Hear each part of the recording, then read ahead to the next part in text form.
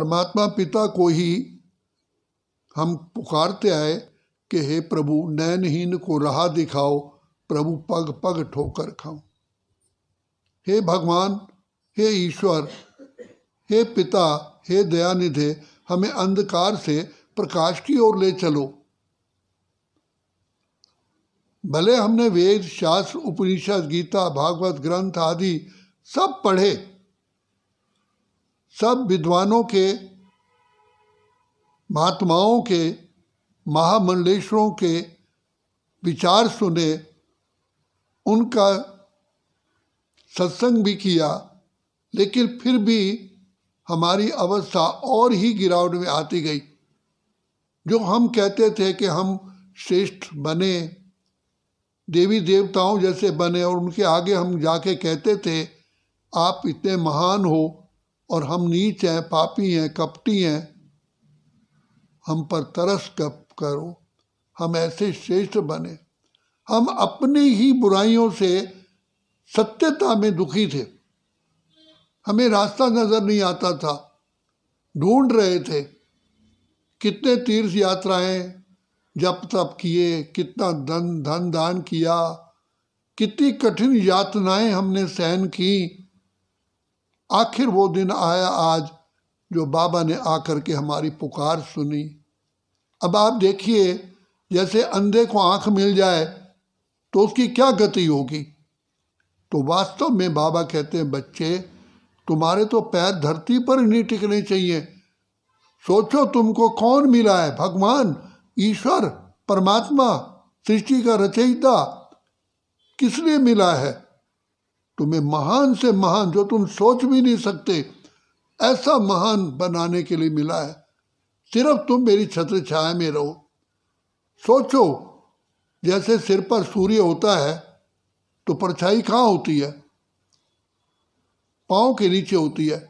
बाबा कहते हैं सिर्फ बच्चे तुम ये नशा रखो कि मैं गॉडली चाइल्ड हूँ, मैं परमात्मा का पुत्र हूँ, भगवान ने मुझे अपना बना लिया।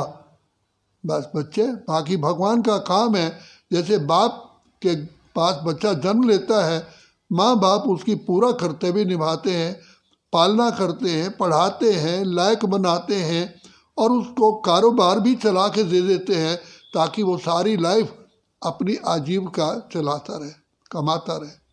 तो ऐसे ही शिव बाबा ने आकर के हमें बताया कि बच्चे तुम शुद्ध आत्मा हो, अजर अमर अविनाशी हो, तुम देह नहीं हो, तुम्हारा निवास स्थान तो ब्रह्मलोक है, शांति धाम है, मुक्ति धाम है। वहाँ से इस सृष्टि पर खेल खेलने आए थे, तुम ही तो हीरो पाठधारी हो। ये सृष्टि स्वर्ग मैंने बनाई थी जहाँ हर नारी लक्ष्मी थी, नर नारायण था, तभी तो आज घर की नारी को गृहलक्ष्मी कहते हैं। बाबा ने ये हमको याद दिलाया कि आज बताओ कि घर की नारी को गृहलक्ष्मी कहते या नहीं कहते। जब घर की नारी आज भी गृहलक्ष्मी कहलाती है तो आप सोचो, मैंने ऐसी दुनिया बनाई थी जहाँ हीरे जवाहरात के महल थे, शेर का एक घाट पानी पीते थे, दूध घी की नदियाँ बहती थीं, जहाँ दैहिक दैविक भौतिक ताप ही नहीं थे। ऐसा राम राज्य था। दैहिक दैविक भौतिक तापा, राम राज्य ने खाऊ व्यापा। ऐसी श्रेष्ठाचारी दुनिया में बच्चे तुम्हारा जन्म हुआ था। तुम ही तो महान आत्मा हो, परमात्मा के बच्चे हो, तुम ही देवी देवता थे, तुम डबल ताजधारी थे, तुम्हारी मंदिरों में पूजा हो रही है और आज अपनी दशा देखो क्या हो चुकी है।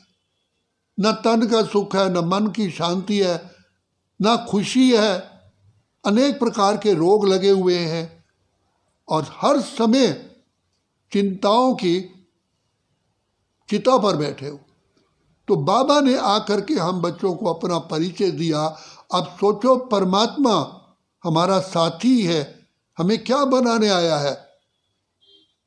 सुखदेव बनाने आया, श्रेष्ठाचारी बनाने आया है। तो इस समय बाप की हमको दुआएं मिल रही हैं, तो हमें ये रोज सोचना है कि वास्तव में बाबा कहते हैं तुम स्वदर्शन चक्र को फिराओ, तुम ही सूर्यवंशी थे, तुम ही चंद्रवंशी बने, तुम ही वैश्यवंशी बने, तुम ही शूद्रवंशी बने।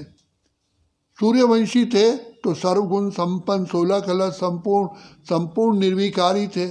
सत्व प्रधान थे, तुम्हारी आयु 150 वर्ष थी। तन का, मन का, धन का, जन का, परिवार का, समाज का सारे ही सुख उपलब्ध थे। और हमने तो इन आंखों से देखा है कि राजाओं के रजवाड़े कैसे वो अपना ठाठ से रहते हैं, कोई चिंता नहीं, कुछ नहीं। तो बाबा कहते तुम ही तो थे, अब तुम्हें मैं फिर से बनाने आया हूँ। तो कैसे तुम सूर्यवंशी से चंद्रवंशी में आए, जैसे धीरे धीरे धीरे धीरे बच्चा बड़ा होता है, फिर बुढ़ापा आता है, ऐसे ये प्रातः काल से दोपहर, दोपहर से शाम, शाम से रात होती है। तो ऐसे ही तुम सूर्यवंशी से चंद्रवंशी घराने में आए, फिर वैश्यवंशी बने। लेकिन जो सत्युग त्रेता के जो तुम्हारे आंतरिक खुशी थी वो गायब हो गई, देह अभिमान में आ गए। तो जैसे देह अभिमान में आए तो विकारों का छाया पड़ गई। तो छाया पड़ते हुए तुमने धन दान किया, मंदिर बनवाए, सड़कें बनवाई, पेड़ लगवाए, कुएं खुदवाए, तालाब बनाए। तो ये तुमने कार्य किए, मेरे प्रति तुमने भगवान के प्रति किए, तो तुम वैश्यवंशी बने।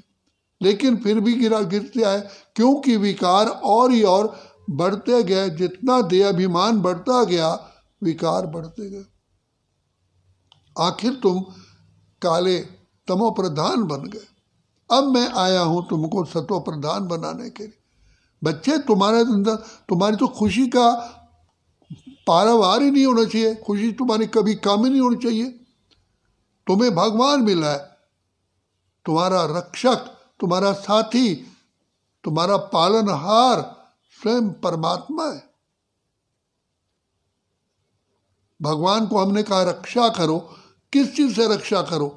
तो बाबा कहते विकारों से मैं आकर के तुम्हारी रक्षा करता हूं। यही असुर है, इन्होंने तुम्हें कौड़ी तुल्य क्या राख बना दिया। और शास्त्रों में लिखा हुआ है कि राजा सगर के बच्चे श्रापित होकर भस्मीभूत हो गए थे। उनका एक कुल का भागीरथ ने ही गंगा ला कर के सबको पावन बनाया, सबको सुरजीत किया। तो बाबा कहते तुम सगर के बच्चे, सागर के बच्चे हो, और तुम ही माया रावण ने तुमको श्रापित कर दिया। अभी मैं प्रजापिता ब्रह्मा के तन में प्रवेश करके भागीरथ के द्वारा तुमको ज्ञान जल से नहलाता हूँ, फिर से पावन। तो बाबा ने सारे अगम निगम के भेद हमारे सामने खोल दिए। कहा बच्चे, अब यही समय है कौड़ी से हीरा बनने का, काले से गोरा बनने का, कंगाल से सरताज बनने का, भाग्यहीन से भाग्यवान बनने का, यही समय है। तो जैसे घड़ी को देख करके हम अपनी दिनचर्या को सेट करते हैं, इसी प्रकार बाबा कहते हैं स्वदर्शन चक्र फिराने से तुमको एक अतीत याद आएगा। तुम्हारा अतीत जो बीत गया है वो कितना श्रेष्ठ था, और अब तुमको मैं ऐसा बनाने के लिए आया हूँ। लेकिन समय थोड़ा है, बन प्राप्ति तुम्हें अथाह करनी है, इसलिए समय की वैल्यू को समझो और अपनी जीवन को देखो समय, और फिर उसके साथ जो तुम संकल्प की रचना करते हो, क्योंकि संकल्प की से ही सारी सृष्टि। तो अब ये दृढ़ संकल्प लो कि मैं ही वही आत्मा हूँ। मैंने कल पहले ही बाबा से वरदानों से झोली भरी थी, और अब मुझे फिर से भरनी है। और ये कल्प कल्प की बाजी है। अगर ये कल्प कल्प की बाजी हार गए तो किसी कल्प में भी हम विजयी नहीं बनेंगे। जब भगवान हमें साथी बनाए तो हम क्यों नहीं विजयी बने? तो बाबा कहते हैं बच्चे, जिनको निश्चय होता है भगवान मेरे साथ है, मेरे अंग संग रहते हैं, निश्चित विजय है और सदा निश्चिंत रहते हैं। तो ऐसा जीवन हमारा बहुत सहज बन सकता है और बन रहा है, जबकि हम बाबा की छत्र छाया में, हमें और कुछ नहीं करना है, बाबा के कर्म करते हुए बाबा की याद में रहना।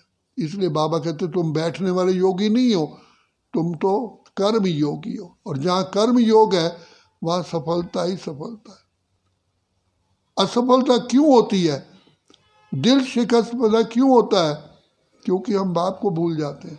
ये नहीं सोचते हम कितने महावीर आत्माएं हैं। कल पहले भी हमने सृष्टि को नर्क से स्वर्ग बनाया था और बाबा हमारे द्वारा ही नर्क को स्वर्ग बनाते और बना रहे हैं। अच्छा।